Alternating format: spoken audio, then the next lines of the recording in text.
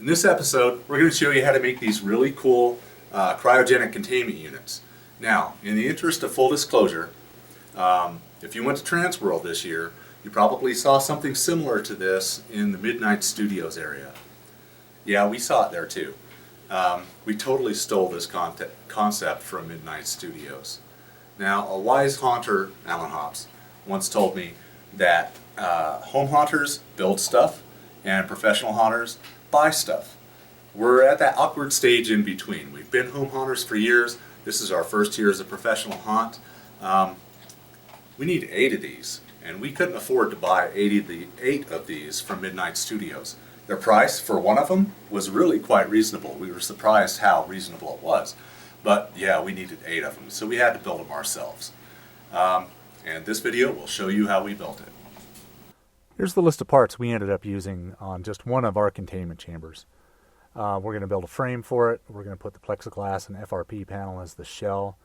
And then the pipe insulation, PVC pipe, the LED lights and everything else. We'll show you where everything goes as we build this thing.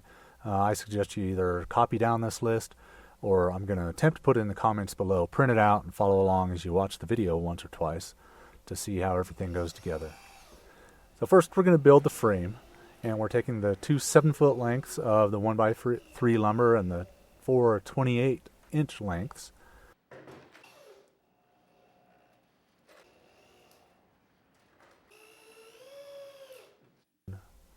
Here we're cutting out the 4 14-inch radius pieces, and we're going to add those to the frame.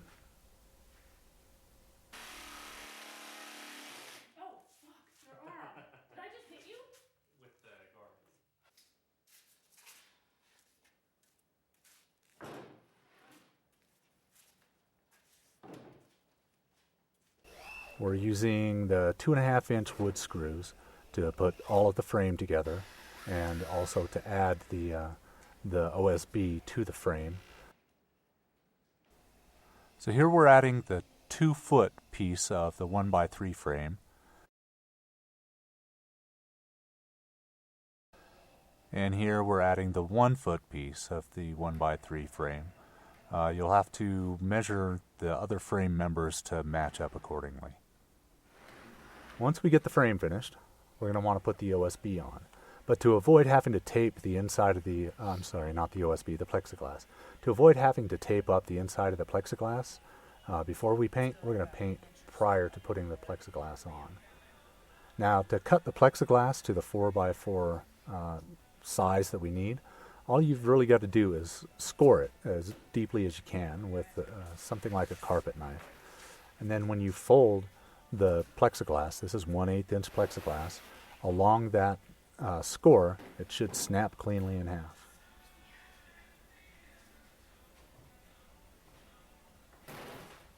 You'll still have to do some cutting on the protective coating they put on the plexiglass, but this really turned out to be an easy way to cut it to size. Now we're going to pull off the protective coating and secure it to the frame. We found several wrong ways to attempt to secure the plexiglass. We attempted pilot holes, and more often than not ended up with cracks. Once we did get pilot holes in place, if you use bevel-headed screws, they'll also crack the plexiglass. What we found that did end up working for us was a dual power soldering iron that we got from Radio Shack. And we just set that at the highest power and used that to drill our pilot holes.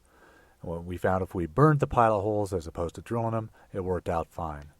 In addition to that, we used flat washers to secure the plexiglass. That way the beveled heads of the screws didn't bore into the plexiglass and split that. Once the plexiglass is in place, we'll take our 1-foot wide strip of OSB and secure it in place. It's going to overlap the plexiglass, but when you screw it in place, make sure that the screw does not go through the plexiglass. You want to align the screws so that they're just going through the FRP. You don't want to crack that plexiglass. Here we're putting on the 2-foot wide strip, 2 foot wide by 4 feet.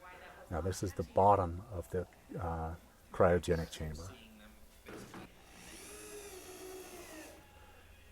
And once we get that in place, it's time to put all the detail on, add the LED lights and the fog distribution system. We're actually going to also add some detail that looks like Hex Bolt Heads. We tried a couple of different methods of making these, and Kathy stumbled upon a really easy way of making them using L200 foam. Now, the foam that we're using comes from the anti-fatigue mats that Harbor Freight sells for sometimes $5.99 for 4 of these mats. It's made out of L200 foam. It's the perfect thickness for the bolt heads.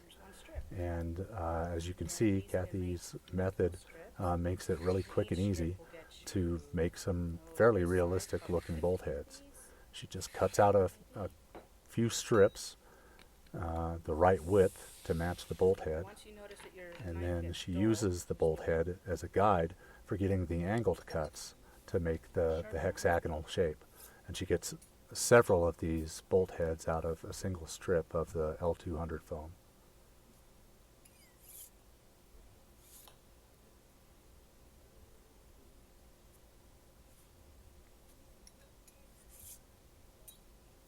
Now when we're ready to use these on the cryogenic chamber, we hollow the back of it out so that it will fit over the screws and the washers that we use to secure the FRP panel and the plexiglass to the frame.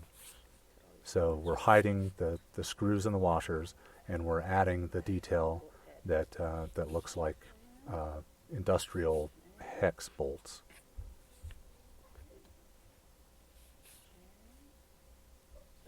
Very equal minutes work.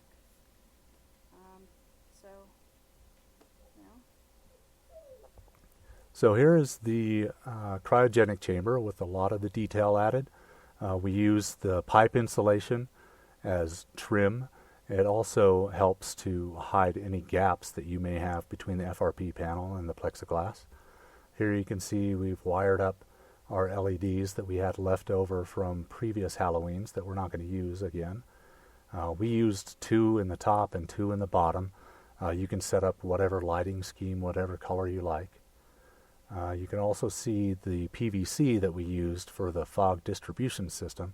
We can actually chain several of these containment chambers, these cryogenic chambers, together with some washer drain hose between the two, just as long as we cap the last one in line. Then we added the final detail, did some labeling and stenciling, put the hazard tape on it. You can put anything you want in your chamber. Even, some pretty horrendous beasts can go in there. We have an alien we bought at Transworld. We ended up finding a use for our cracked plexiglass. It's a containment chamber that's been escaped from. So here's the finished product. We pumped some fog into it, lit it up, and it actually turned out pretty well. If you have any questions about the build, please post them in the comments below. Please like this video, subscribe to our YouTube channel, follow us on Twitter, like us on Facebook, and all that good stuff. Hey, thanks for watching.